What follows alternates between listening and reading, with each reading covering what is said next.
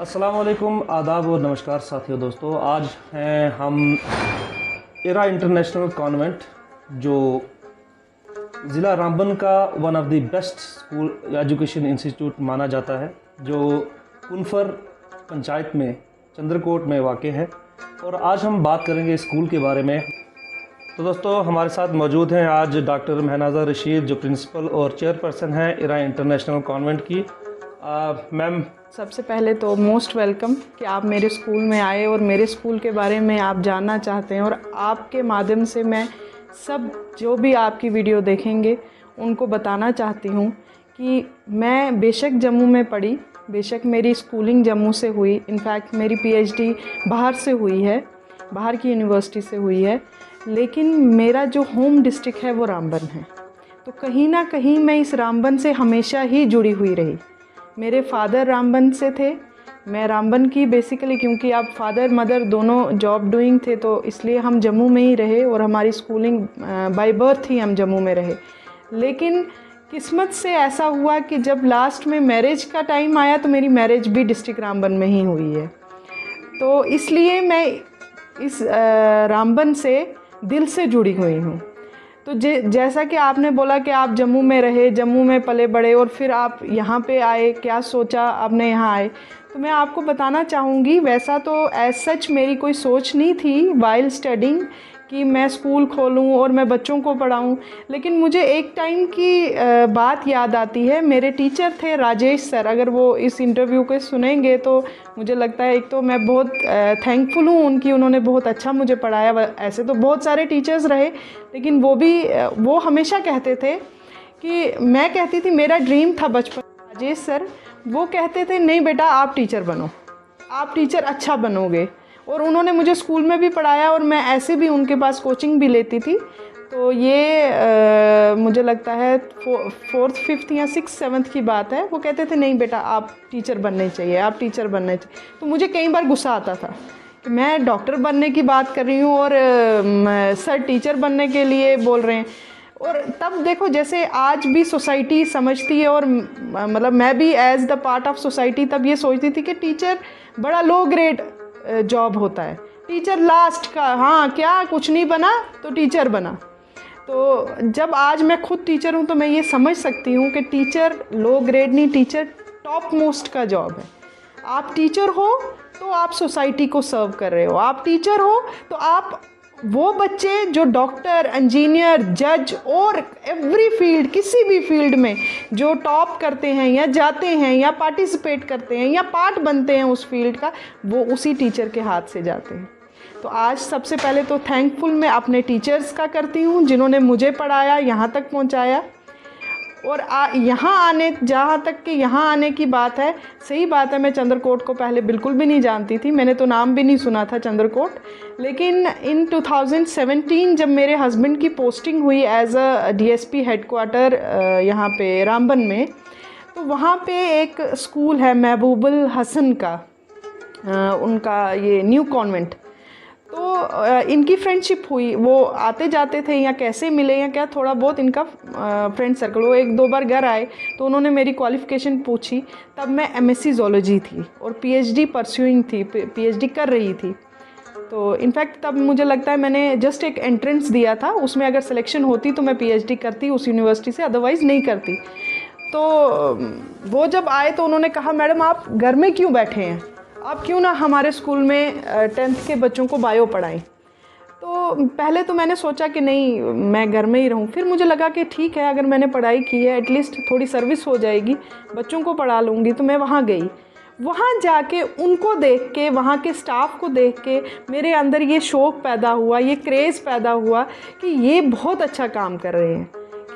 आपके 500 या 700 से आप किसी की इल्म नहीं खरीद सकते, ये तो आप भी जानते हैं।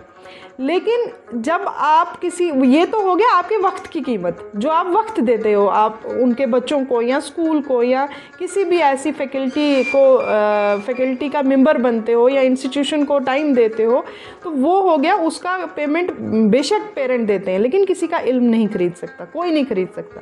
लेकिन टीचर अपना इल्म खुद अपनी मर्ज़ी से बांटता है।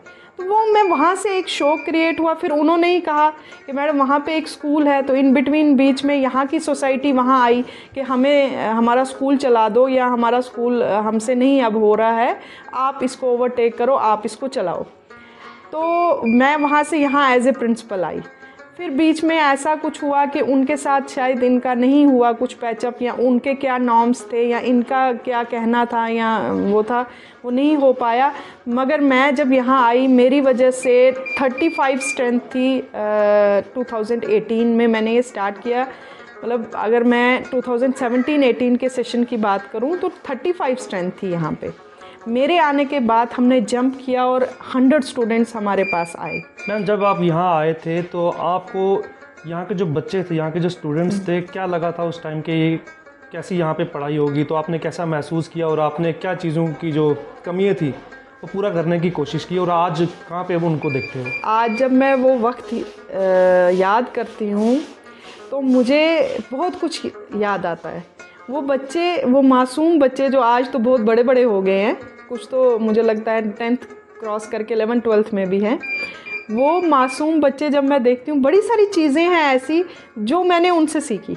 हम being the part of Jammu society, तो मतलब बिल्कुल अगर लोकल लैंग्वेज की बात करें तो बहुत सारी चीज़ें हम लोग भूल जाते हैं। हम हिंदी सीखने या उर्दू सीखने में या इंग्लिश सीखने में वो चीज़ छोड़ दो। कई बच्चे यहाँ आते थे तो वो डोगरी में या उनमें कुछ बातें करते थे और मैं 2 मिनट के लिए शॉक्ड हो जाती थी, इसने बोला क्या। तो आहिस्ता आहिस्ता जब वहाँ से स्टार्ट किया, लेकिन पता नहीं क्यों मेरा कुछ अटैचमेंट हो गया इन बच्चों के साथ। फिर जब मेरे हस्बैंड की यहाँ से ट्रांसफ़र हुई 2018 में, 18 नहीं 19 में शायद, तो उन्होंने कहा कि अब हम यहाँ नहीं कंटिन्यू करेंगे, हम चले जाएंगे। लेकिन मेरा इन बच्चों को छोड़ के जाने का मन नहीं किया। तो तब से लेके आज तक इन बच्चों के साथ मैं अटैच्ड हूँ, और यहाँ पे जो जितनी मेरे से सर्विस दी जाती है, जितना मेरे से हो पा रहा है, अपने से बेस्ट देने की कोशिश करूँगी।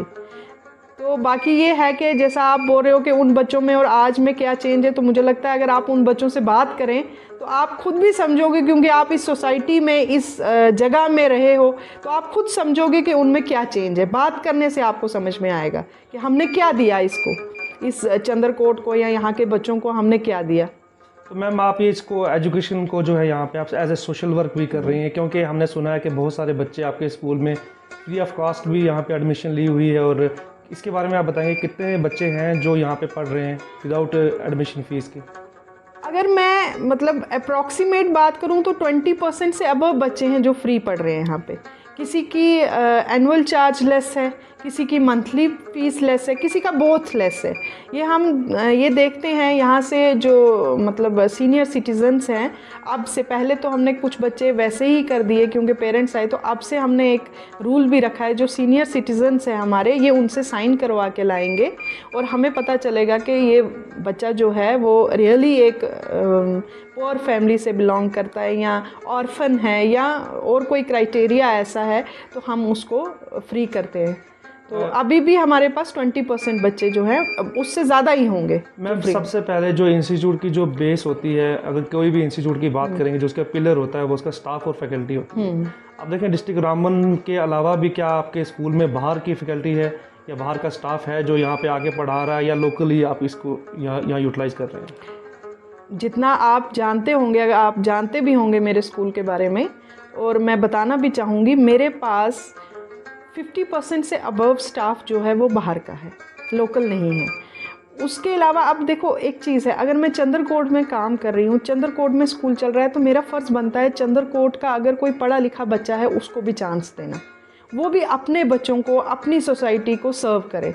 तो बहुत से ऐसे टीचर्स हैं मेरे पास आते हैं रिज्यूम लेके, फिर हम स्कैनिंग करते हैं। लोकल भी, बाहर के तो आते ही हैं, कश्मीर से हैं, डोडा से टीचर हैं, जम्मू से टीचर हैं। अभी जो रिसेंट एक टीचर वो खैर सेलेक्ट हो गया, उसका शायद जॉब में नंबर आ गया, वो हमारा बनिहाल एरिया से था। तो हमारे इन सब उधमपुर से टीचर हैं, तो जो लोकल हैं वो भी आते हैं यहाँ पे। तो उनमें जो स्कैनिंग में आगे आता है मेरा, बिल्कुल मैं नहीं चाहूँगी कि मैं उसको यहाँ नहीं आने दूँ और उसको नहीं पढ़ाने दूँ, क्योंकि वो गलत हो जाएगा मेरा चंद्रकोट के साथ। तो वो भी आते हैं, बाकी 50% स्टाफ जो है मेरा बाहर से है। तो मैम अगर देखा जाए तो ज़िला रामबन में बहुत सारे प्राइवेट स्कूल्स भी हैं, उसके अलावा गवर्नमेंट स्कूल भी हैं। तो आपका स्कूल क्या ऐसी कोशिश कर रहा है कि जो यूनिक जो चीज़ें जैसे इंफ्रास्ट्रक्चर है या उसके अलावा बाकी जो पढ़ाने का तरीका, क्या आपने यूनिक रखा हुआ है? मैं ये बताना चाहूँगी, क्योंकि मेरा ये शौक़ है, एक पैशन है एजुकेशन प्रिवेल करना और एजुकेशन देना सोसाइटी को, उसको लेते हुए मैं हमेशा से यूट्यूब से इम्प्रेस रही हूँ। मैं हमेशा इनमें वीडियोस देखती हूँ जो बड़े बड़े स्कूल्स की हैं, कि वो क्या क्या टेक्निक्स यूज़ करते हैं बच्चों को पढ़ाने के लिए। सेम एज़ मैं, वैसे तो मुझे लगता है एक बेस्ट स्कूल की एक पहचान होती है, वो कभी दूसरे स्कूल की बुराई नहीं करता, तो मैं भी नहीं करूँगी, क्योंकि वो भी पढ़ाई ही स्प्रेड कर रहे हैं और मैं भी वही कर रही हूँ। लेकिन अब बेस्ट कैसे हूँ वो बताना चाहूँगी, कि मैं उसी फ़ीस स्ट्रक्चर में, हो सकता है 100 या 100 200 100 200 मेरी ज़्यादा ही होगी फ़ीस उनसे, लेकिन उसमें हमने बच्चों को AI दिया, स्मार्ट बोर्ड दिया, जो अभी तक यहाँ पे मतलब जितना मैं जानती हूँ, पता नहीं फिर हो सकता है किसी स्कूल में हो, लेकिन जितना मैं जानती हूँ नहीं है किसी स्कूल में। प्लस कंप्यूटर लैब्स हैं, हम बच्चों को टाइपिंग सिखाते हैं, यहाँ पे बच्चों को अवेयर कराते हैं कंप्यूटर है क्या। हमारा बच्चा जब यहाँ से बाहर जाएगा उसको कोई स्पेशल कोर्स करने की ज़रूरत नहीं है, उतना तो वो कंप्यूटर के बारे में जानता है। और हमारे कुछ बच्चों को क्या होता है कि हम लैंग्वेज में या उर्दू पढ़ाते हैं या हिंदी पढ़ाते हैं, लेकिन मेरे स्कूल में हम दोनों पढ़ाते हैं, अप टू 3rd हम दोनों पढ़ाते हैं, इनफैक्ट अप टू 4th। उसके बाद से फिर वो चूज़ करता है जो भी सब्जेक्ट उसने रखना है, और दूसरा सब्जेक्ट वो एज ए ऑप्शनल पढ़ता है। प्लस हमारे जो साइंस स्टूडेंट होते हैं, क्योंकि I am also the part of science faculty, तो जो साइंस स्टूडेंट हैं उनकी GS अक्सर हमने देखा है थोड़ी वीक होती है। हम लोग भागते हैं साइंस के पीछे, एक्सपेरिमेंट्स के पीछे, हम GS के पीछे बहुत कम जाते हैं। लेकिन मैंने ये किया है कि फ्रॉम 1st ऑनवर्ड हमने जनरल नॉलेज बच्चों को रखी है, जनरल नॉलेज की बुक रखी है बच्चों को, जो वो एज एन ऑप्शनल सब्जेक्ट पढ़ते हैं। तो इसके अलावा मैं बताऊंगी कि हमारे पूरे स्कूल में ईच एंड एवरी कॉर्नर पे CCTV फुटेज है, क्योंकि आज के टाइम में सेफ्टी बहुत मैटर करती है, क्योंकि को एजुकेशन है तो सेफ्टी बहुत मैटर करती है। टीचर्स हैं, स्टाफ है, कोई ऐसी बात ना हो जाए, कोई ऐसी हरकत ना, तो ट्रांसपेरेंसी तो बहुत ज़रूरी है। तो CCTV cameras each and every corner में आपको मिलेंगे। प्लस हमारी जो ये है इस बार से, इनफैक्ट लास्ट ईयर भी थोड़ा बहुत हमने किया था, लेकिन अच्छे से नहीं हो पाया टाइम की किल्लत की वजह से, क्योंकि आपको खुद पता है फ्लड आए, फिर ये जंग हुई, फिर ये सब, मतलब मुझे लगता है हम काउंट कर रहे थे, मार्कशीट्स बना रहे थे, तो हम काउंट कर रहे थे 183 टोटल वर्किंग डेज़ हो रहे हैं पिछले सेशन में। तो वो बहुत कम डेज़ हैं, हमें 220 230 मिलते हैं, अगर हम देखें तो 220 230 तक हम जाते हैं। तो उसकी वजह से नहीं हो पाया। तो इस बार से हमने इंग्लिश कन्वर्सेशन रखी है, ताकि हमारा बच्चा इंग्लिश भी सीखे। अब वो है कि एक चीज़ तो मैं क्लियर करना चाहूँगी कि यहाँ पे इतनी जल्दी एक बच्चे को अंग्रेज़ बनाना तो बहुत मुश्किल है, क्योंकि वो बच्चा 6 घंटे के बाद घर भी तो जाता है, वहाँ तो कोई इंग्लिश में बात नहीं करेगा। तो ये है कि लेकिन कोशिश हमारी पूरी है। इस बार से हम इंग्लिश कन्वर्सेशन स्कूल में स्टार्ट कर रहे हैं, ट्रांसलेशन स्कूल में स्टार्ट कर रहे हैं। और आप बाकी चीज़ें देखोगे कि सिटिंग में कोई प्रॉब्लम नहीं है, बच्चा इजीली और अच्छे से बैठता है क्लास में। फिर teacher, boards, her cheese, marker, her each and everything जो एक क्लासरूम में होना चाहिए वो हर चीज़ मैम इतना इंफ्रास्ट्रक्चर के, जैसे आप देखेंगे प्रोजेक्टर्स हैं, स्मार्ट टीवीज़ हैं, LEDs हैं, तो उसके अलावा CCTV कैमरास हैं, तो ऐसा भी माइंड में आता है कि जो आपकी यहाँ की एडमिशन फ़ीस हो या जो बाकी फ़ीस हैं वो भी ज़्यादा होंगी, क्योंकि इतना कुछ जो है कम फीस में जो है बच्चों को प्रोवाइड कराना बहुत ही मुश्किल है। तो इसके बारे में आप क्या कहेंगे? बड़ी इकोनॉमिकल हमारी फीसिस हैं। हमारी जो ये है एनुअल चार्जेस हैं नॉट अबव 3000 हमारा एनुअल चार्ज है, जो लास्ट हमने अपनी फ़ी फिक्सेशन को सबमिट भी किया है। इनफैक्ट फ़ी फिक्सेशन भी चाहती थी कि हम उसको इंक्रीज़ करें, क्योंकि हम इतना इंफ्रास्ट्रक्चर दे रहे हैं, इतनी चीज़ें दे रहे हैं, लेकिन हमें एरिया को देखते हुए, क्योंकि यहाँ के लोग उतना अफोर्ड नहीं कर पाएंगे, तो ये है कि मैंने 3000 हमारा एनुअल चार्ज है, प्लस मंथली फ़ीस 700 से स्टार्ट हो जाती है। तो वो मे बी लास्ट जो क्लास होगी उसमें 800 या 900 हो सकती है। ये जो एनुअल चार्जेस होते हैं मैम, इसमें जैसे आप पेपर वगैरह या जैसे आप लेते हैं या उसके अलावा बाकी जो चीज़ें वो इसी में काउंट होती हैं सब कुछ, या अलग से वो देना पड़ता है? ईच एंड एवरीथिंग, पेपर की टाइपिंग, पेपर जो आंसर शीट की टाइपिंग, आंसर शीट्स, पेपर्स, हमारा जो इलेक्ट्रिसिटी होता है, हमारा बिल्डिंग फंड होता है, इनफैक्ट गेम्स फंड होता है, ईच एंड एवरीथिंग जो है इसी में कवर होती है। इसके एक्स्ट्रा हम कुछ नहीं लेते एक बच्चे से।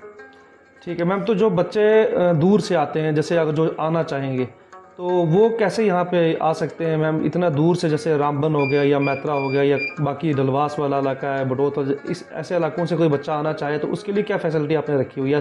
लोकल बच्चों के लिए जैसे आप देखिए यहाँ हाईवेज़ हैं, बहुत सारी रोड्स हैं, तो उनके लिए आपने क्या फैसिलिटी रखी? हमने यहाँ पे लोकल ऑटोज़ हायर किए हैं। वो क्योंकि हम बड़ी बस नहीं कर सकते, छोटे बच्चे हैं, केयर का मसला है, तो लोकल ऑटो हायर किया हुआ है। वो हमारे एक ऑटो तो अभी चल भी रहा है। अपनी ट्रांसपोर्टेशन का मेरा है कि लेकिन अभी मैं नहीं स्टार्ट करूँगी, 1-2 साल के बाद ही स्टार्ट करूँगी। थोड़ा मैं इकनॉमिक मतलब एक सेट स्ट्रेंथ पे पहुंच जाऊं, उसके बाद मैं स्टार्ट करूंगी। और मुझे उम्मीद है इंशाल्लाह मैं बहुत जल्दी सेट स्ट्रेंथ पे पहुंचूंगी कि जिसके बाद फिर मैं बच्चे नहीं लूँगी अपने स्कूल में, क्योंकि आपको पता है कि जब बच्चे बढ़ जाते हैं तो क्वालिटी डिक्रीज़ हो जाती है। तो हमें क्वालिटी पे काम करना है, हमें क्वांटिटी पे काम, मैंने ना कभी स्टार्टिंग में क्वांटिटी पे काम किया था ना अब करूँगी, मुझे क्वालिटी पे काम करना है।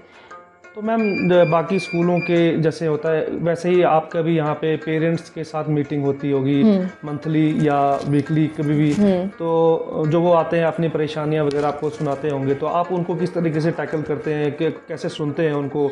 अगर कोई स्टाफ की भी शिकायत होती है तो उसको कैसे सुनते हैं और उनकी बातों को कैसे आगे जो है वो करते हैं? बिल्कुल, आपने ये बहुत अच्छा क्वेश्चन किया कि हम पेरेंट टीचर मीटिंग करते हैं। हाँ, हर मंथ तो मैं लास्ट में मतलब हर मंथ तो पॉसिबल नहीं हो सकता, हाँ 2 मंथ्स में हम करते हैं। उसके अलावा मैंने अपने पेरेंट्स को एक एसएस दे रखा है कि मेरा नंबर सबके पास है। कॉल मैं मोस्ट ऑफ द टाइम नहीं उठा पाती हूँ, कहीं आगे पीछे होती हूँ या बिज़ी होती हूँ, तो आप मुझे टेक्स्ट मैसेज कीजिए, मैं तुरंत उस पर एक्शन करूँगी। क्योंकि हम यहाँ किस लिए बैठे हैं? आपको सर्विस देने के लिए बैठे हैं। वहाँ पे ये है कि जो हमारी मीटिंग्स होती हैं वहाँ पे जो टीचर, जो पेरेंट जेन्युइन कंप्लेन करता है किसी भी चीज़ के रिगार्डिंग, हम उसी टाइम उस पर एक्शन करते हैं, उसी टाइम उस पर टीचर को बुलाया जाता है। अगर टीचर की गलती है तो टीचर उसके लिए आगे से ना करे, उसको वार्न कर दिया जाता है। अगर पेरेंट से हमें वहाँ पे कोऑपरेशन की ज़रूरत है तो हम वो रिक्वेस्ट भी पेरेंट से करते हैं कि यहाँ आपकी कोऑपरेशन की भी ज़रूरत है। तो बाकी ये है कि रही बात इसकी कि मीटिंग्स क्या होती हैं, तो यहाँ पे मीटिंग्स तो वैसे पहले अगर मंथली नहीं हो पाई 2 मंथ्स पे हुई, लेकिन अब मैं चाहती हूँ कि हम एवरी मंथ मीटिंग करें। थोड़ा पेरेंट्स की बातें जो बाहर कुछ और होती हैं वो यहाँ पे पहुँचे, क्योंकि सॉल्व तो हमने करनी है ना। At the end of the point solve तो स्कूल ही करेगा, तो बाहर तो कोई करेगा नहीं, तो बेटर है वो हम तक ही पहुँचे। तो इसलिए हम एवरी मंथ अब मीटिंग करेंगे इस ईयर से, इस सेशन से। जब मैम आपने ये स्कूल को अपने अंडर किया, जो आपने लिया, और उस टाइम ये इसकी क्लासेस मेरे ख्याल में 6th या 7th तक थी या 5th 6th तक थी, तो आज जैसे 8th की जो आपने रिज़ल्ट देखा पूरे डिस्ट्रिक्ट में, काफ़ी अच्छा रिज़ल्ट आपके स्कूल से भी आया था, उसके बारे में कुछ बताएं। और फ्यूचर जैसे आप 9th या 10th के बारे में, ये स्कूल को आगे बढ़ाने का कोई आपका प्लान है कि नहीं? बिल्कुल, ये जब स्कूल मैंने लिया ये 5th तक था, उससे नेक्स्ट ईयर ही हमने इसको 8th कर दिया और अब ये 10th होने जा रहा है। इसमें 1-2 फॉर्मेलिटीज़ हमारी बच गई है, बस वो हो जाएगी इंशाल्लाह। इस सेशन से हम 9th 10th बिठाएंगे। बहुत बहुत शुक्रिया मैम आपका जुड़ने के लिए। आप बाकी स्टूडेंट्स लोगों को या जो यहाँ के लोग हैं, जैसे कुछ जो पहाड़ी इलाकों पर रहते हैं, उनके लिए क्या कहेंगे कि आप उनको एजुकेशन कैसे प्रोवाइड करने की कोशिश करेंगे, जो चाहते हैं कि बड़े बड़े प्राइवेट स्कूलों में पढ़ाने की अपने बच्चों को लेके आएँ, उनके लिए आपकी क्या? बिल्कुल वो आएँ, उनकी जो डिमांड्स हैं हम पूरी करेंगे और हम ईच एंड एवरी डिमांड तक पहुंचने की कोशिश करेंगे। और जहां तक बात है कि कुछ ऐसे पेरेंट्स जो अफोर्ड नहीं कर पाते हैं लेकिन वो पढ़ाना चाहते हैं, वो हमसे बात करें, हमसे जो कंसेशन होगी हम उनको देंगे। और कंसेशन के बाद जो हमारा बेस्ट एजुकेशन होगा हम उनके बच्चों को देंगे। कुछ बच्चे, कुछ लोग जो हैं वो बहुत ज़्यादा गरीब होते हैं मैम, उनके लिए भी आपने कुछ ऐसा रखा है प्रोविज़न के? जैसे आपने तो ऑलरेडी रखा हुआ है, लेकिन अभी फ्यूचर में भी कोई ऐसा प्लान है कि जैसे बड़ी क्लासेस में भी आप बच्चों को जो है, या इसका कोई क्राइटेरिया होता है कि जैसे आप बच्चे को कोई ऐसा एंट्रेंस लेंगे कि जो बच्चा अगर वो क्वालिफाई करता है तो बच्चा क्लास में आगे जा सकता है फ्री ऑफ कॉस्ट या हाफ मतलब फीस पे? हाँ बिल्कुल बिल्कुल। हमने 8th ऑनवर्ड जो हमारी बोर्ड क्लासेस होती हैं उनके लिए हमने एंट्रेंस रखा है। वो एंट्रेंस हम लेंगे अभी आने वाले टाइम में, हम 15 to 20 डेज़ के बाद एक एंट्रेंस लेंगे जिसमें ओपनली कोई भी बच्चा पार्टिसिपेट कर सकता है। जो बच्चा उसमें टॉप करेगा और वो एक इकोनॉमिकल फैमिली से बिलोंग करता होगा, वो सीनियर सिटीजन्स जो यहाँ के होंगे वो हम पहले देखेंगे, एक कमेटी बनाएंगे, वो उनको साइन करके देंगे, हम उसको फ्री ऑफ कॉस्ट अपने स्कूल में पढ़ाएंगे। तो दोस्तों आज की वीडियो में हमारे मेहमान ख़ुसूसी थे डॉक्टर महनाज रशीद, जो प्रिंसिपल और चेयरपर्सन हैं एरा इंटरनेशनल कॉन्वेंट की। हम दुआ करते हैं कि इनका यह जज्बा एजुकेशन प्रोवाइड करवाने का दिन ब दिन बढ़ता जाए और हमारी सोसाइटी को इससे फ़ायदा हो। नेक्स्ट वीडियो में फिर किसी मौजू पे बात होगी। हमें दीजिए इजाज़त। अल्लाह हाफिज़, अल्लाह नगहबान।